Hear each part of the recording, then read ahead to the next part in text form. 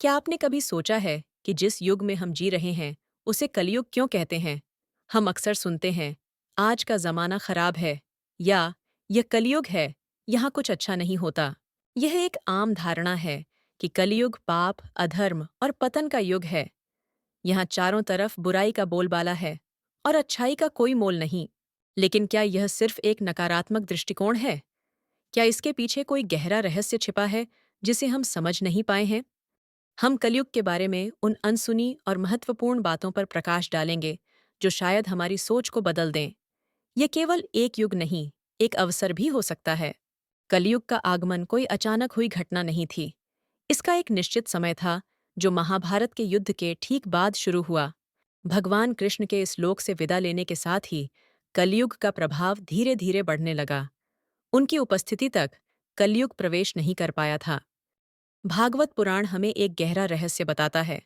इसमें स्पष्ट है कि जब तक भगवान कृष्ण धरती पर थे, कलयुग पूरी शक्ति से प्रवेश नहीं कर सकता था। जैसे ही कृष्ण ने अपनी लीला समेटी, कलयुग को प्रवेश करने की अनुमति मिली। यह कोई आकस्मिक विपत्ति नहीं थी, बल्कि यह एक ईश्वरीय योजना का हिस्सा था।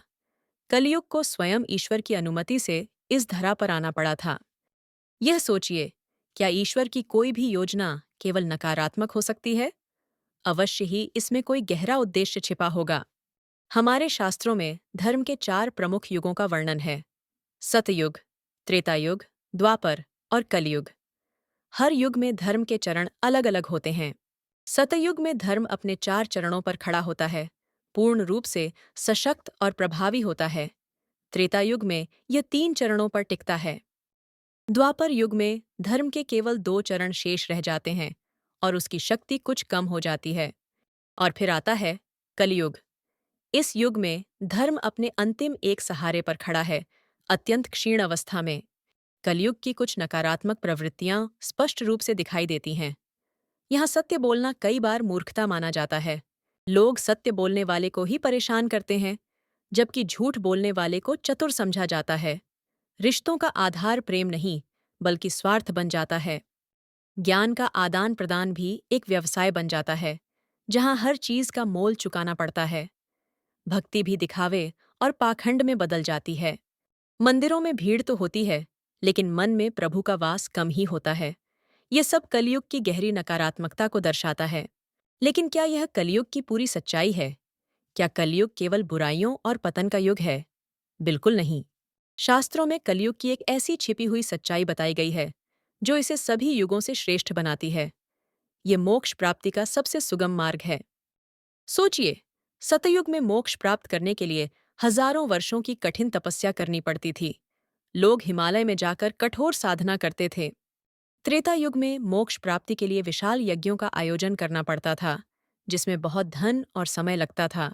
द्वापर युग में मोक्ष पाने के लिए कठिन पूजा अर्चना और अनेक अनुष्ठान करने पड़ते थे।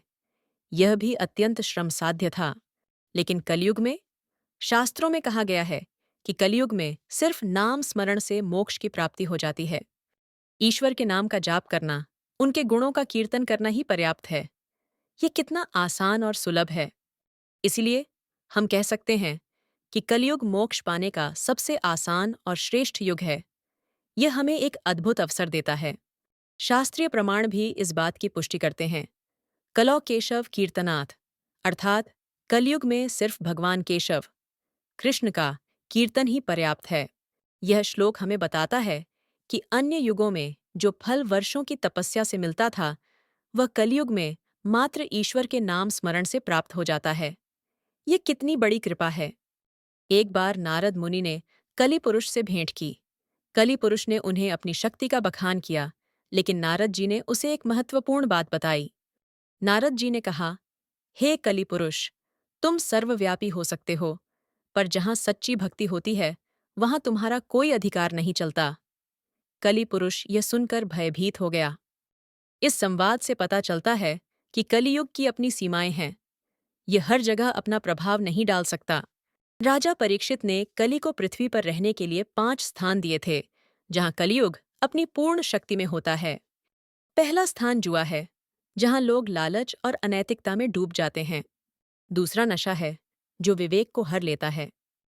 तीसरा व्यभिचार है, जो रिश्तों की पवित्रता को भंग करता है। चौथा हिंसा है, जहाँ क्रूरता का बोलबाला होता है। और पांचवां स्थान है झूठा अहंकार, जहाँ लोग खुद को श्रेष्ठ मानकर दूसरों का अपमान करते हैं। इन 5 स्थानों पर कलयुग का प्रभाव चरम पर होता है। लेकिन कुछ ऐसे स्थान भी हैं जहाँ कलयुग प्रवेश नहीं कर सकता या उसका प्रभाव बहुत कम होता है। जहाँ दया है, वहाँ कलयुग शक्तिहीन हो जाता है। जहाँ करुणा है, वहाँ भी उसका वश नहीं चलता।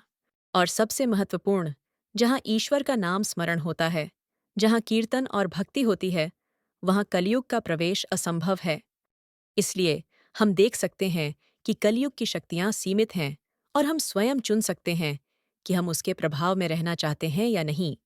भागवत पुराण के अनुसार कलयुग की कुल अवधि 4,60,000 वर्षों की है। यह एक बहुत लंबा समय है।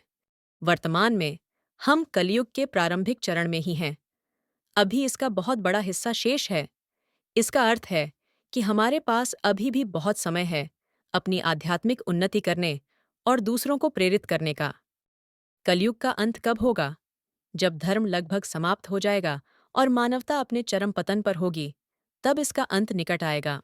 जब अधर्म और अन्याय अपनी सारी सीमाएं लांघ जाएंगे, तब भगवान विष्णु का अंतिम अवतार कल की प्रकट होंगे। भगवान कल की एक श्वेत घोड़े पर सवार होकर आएंगे। उनका उद्देश्य अधर्म का अंत करना और धर्म की पुनः स्थापना करना होगा। कल्कि का आगमन विनाश के लिए नहीं, बल्कि संतुलन स्थापित करने और एक नए युग की शुरुआत करने के लिए होगा। यह दर्शाता है कि ईश्वर की योजना में हमेशा सुधार और पुनः स्थापना का स्थान होता है, भले ही स्थितियां कितनी भी विषम क्यों न हों। तो अंत में हम क्या सीखते हैं? कलयुग हमें सजा देने नहीं आया है। यह हमें दंडित करने के लिए नहीं है। यह हमें एक चुनाव करने के लिए आया है। यह हमें यह निर्णय लेने का अवसर देता है कि हम किस रास्ते पर चलना चाहते हैं। क्या हम अंधेरे को चुनते हैं, जहां स्वार्थ, हिंसा और अज्ञानता का राज्य है, या हम प्रकाश की ओर बढ़ते हैं? क्या हम भीड़ का हिस्सा बनकर उसकी नकारात्मकता में खो जाते हैं, या हम एक दीपक बनकर अपनी रोशनी फैलाते हैं? कलयुग में सबसे बड़ी आशा का संदेश यही है कि जहां अंधेरा जितना ज्यादा होता है, वहां एक छोटी सी रोशनी भी उतनी ही महत्वपूर्ण हो जाती है। और वह रोशनी आप हो सकते हैं। आपका एक छोटा सा सत्कर्म, आपका एक सच्चा विचार, आपका एक नाम स्मरण इस पूरे अंधेरे को चीर सकता है। यह युग हमें चुनौती देता है, लेकिन साथ ही हमें सबसे आसान मार्ग भी दिखाता है। हमें सिर्फ चुनाव करना है। तो उठिए, अपनी आंतरिक शक्ति को पहचानिए। कलयुग को एक अवसर के रूप में देखिए, न कि अभिशाप के रूप में। आपकी यात्रा शुरू होती है अब।